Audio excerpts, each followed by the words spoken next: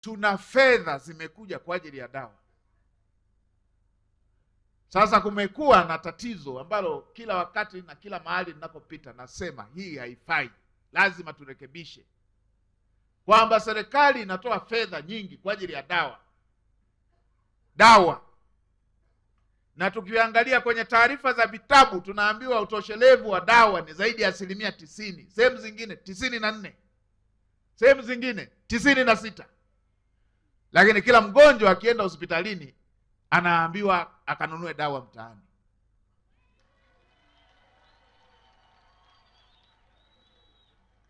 Haya ni mambo ya kihuni.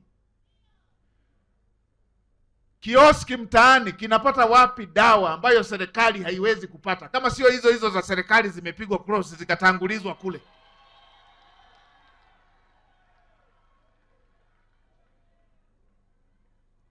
Kioski kinatoa wapi dawa? Yaani hapa tunakuaje na duka lina dawa ambazo serikali haiwezi kuwa nazo? Nilienda wilaya moja nikapewa jibu la kijingajinga tu, eti kwamba ndio dawa zipo, lakini tulipokea kwa jina la kampuni, kwa hiyo hatukuwa tumejua tulipoziweka. Mambo ya ajabu kabisa. Au walipoagiza za serikali waliagiza na binafsi, kwa hiyo wameficha za serikali ili ziishe za kwao kule ili wapate.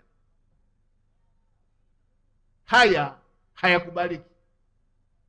Mganga mkuu wa mkoa yuko wapi?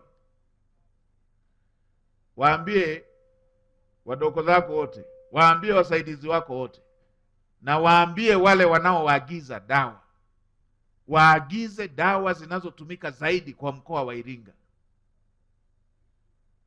Kuna wakati tunapitisha miaka 2-3 tunaenda kumuomba CAG kuteketeza dawa zilizo expire. Tunapata wapi dawa zinazo expire kama kila wakati mgonjwa anaambiwa akanunue dawa? Hakuna dawa. Tunateketeza mabilioni. Mimi mambo ya ajabu ajabu ya aina hiyo sina ustaarabu nayo.